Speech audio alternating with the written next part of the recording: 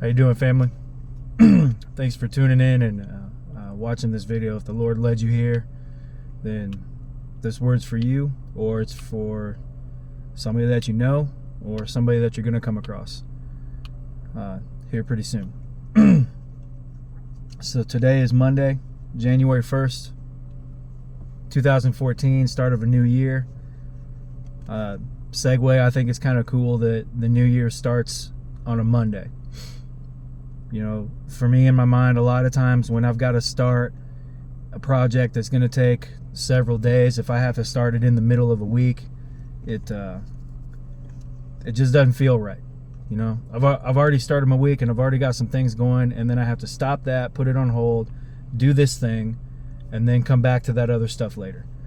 I don't like doing that. So if I start it on a Monday, I feel fresh.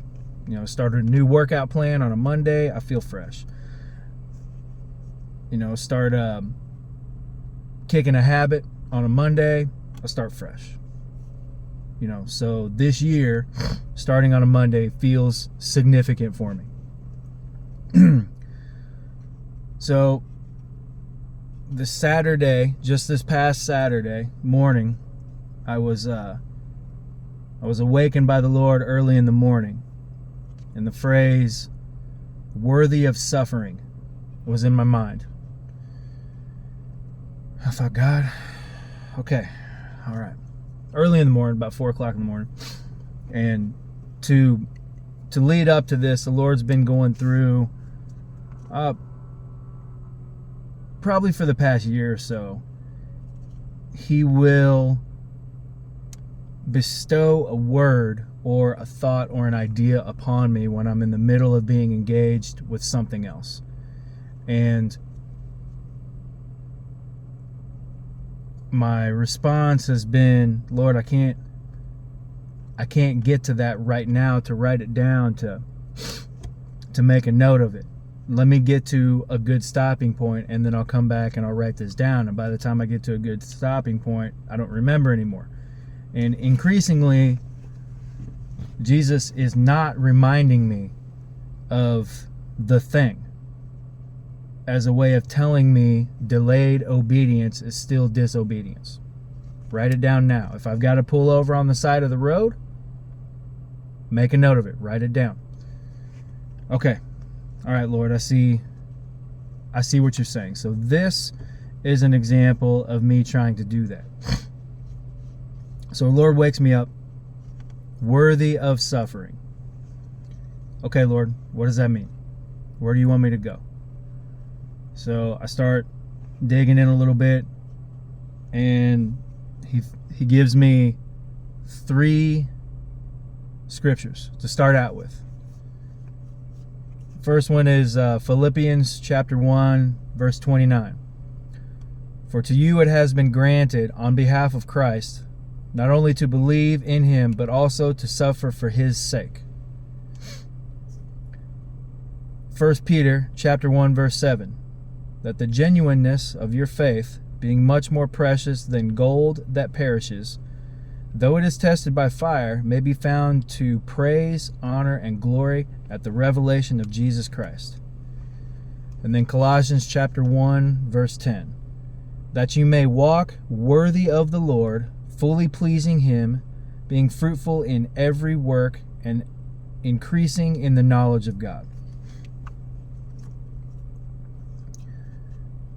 Worthy of suffering. There's a lot of things wrapped up into this. You know, Hebrews 11 chapter 11 verse 1 says, now faith is the evidence of things, or the substance of things hoped for, the evidence of things unseen. And to put it simply, if you've got proof of a thing, you don't have faith. Wherever there's proof, there is no faith. Wherever there is no proof, now you need faith. Very simply, that's it. So if a thing cannot be proven, but you believe it, you have faith. That is the faith that God is saying is more precious than gold. The faith of believing where there is no proof. That's the faith. Okay? A few videos ago, a little while ago, I talked about suffering being required to get closer to Christ. And I still believe it. I still believe that suffering is required. I don't believe I can get closer to Christ and what he stands for and what he is about when everything in my life is awesome and everything is going great. That does not bring me closer to Jesus. So there's going to be some suffering. There's going to be some hardships. There's going to be some trials. Surprise, it's going to happen. And for the believer, I've seen that some of these trials are going to be a little tougher. They're going to be a little more unexplainable. And they're going to last a little bit longer than they will for the normal person or the unbeliever, if you will. So there's going to be some faith that's going to be involved. So while I was reading these scriptures and thinking about it, the Lord, I would say Holy Spirit brought to my mind salt. Salt. Now a while back I listened to a sermon and a guy was talking about salt. 5% of salt is enough to change the flavor of a dish.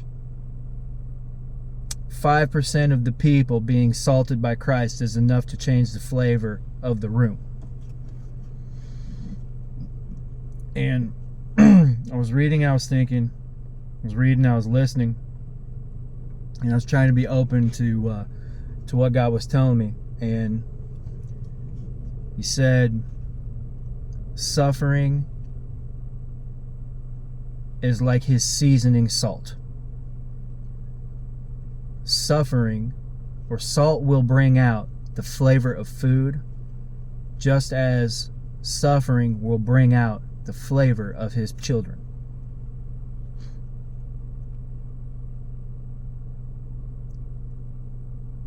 Maybe that flavor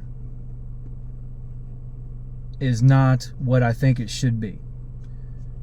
In my own life, the flavor that comes out most often with the suffering salt is bitterness. God, why has this happened to me? God, why do you have to do this now? God, your timing is really inconvenient. God, fill in the blank. But it's always bitter self-righteousness. That's the flavor that comes out most often when I go through a period of God's seasoning salt or suffering salt. Sometimes the flavor is sweet. Sometimes the flavor is, you know what, Lord, I know this is a trial and I know you're doing something good and I know you're bringing something out. So I'm going to praise you and I'm going to worship you for the blessing that's coming that I don't even know yet.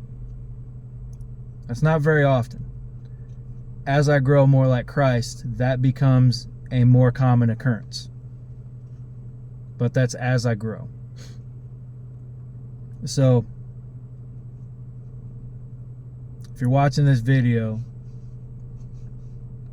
I think the main takeaway that you should have is that when you're in a season of suffering, and the season doesn't have to be 3 months. It could be a few days. It could be a decade. When you're in a season of suffering,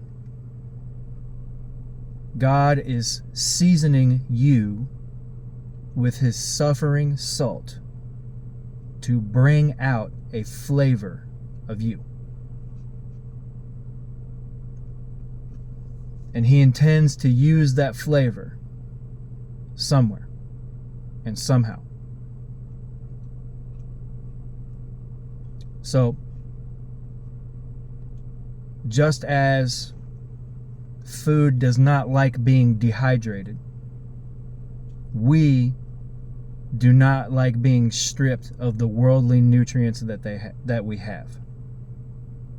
I don't like it, especially when I know that I'm not going to get it back. I don't like being stripped of the flavor of my ego and the flavor of my pride, because I know I'm not going to get it back. My flesh doesn't like it. I know it's for my good. I still just don't like it. But that's God's seasoning salt. All right, the children of Israel spent 40 years being seasoned and being salted. 40 years. And God finally said, this generation is no good. I'm going to start over with the next generation. You guys won't make it you guys will not set foot in the promised land. I promise you that. And they didn't. It is possible to stay in a season of suffering so long that you don't get the blessing. But if you have faith, if you believe, and if you trust in who God is and what Jesus is about, if you trust in Him at all, this suffering season that you're in will produce the flavor that you are going to need for the next season. It will produce it. And that is God's intended purpose. His word shall not return void. So, don't give up. Don't throw in the towel. Don't try to season yourself with a different type of flavor. Let Him do what He's going to do, because He knows much more than you do and much more than I do.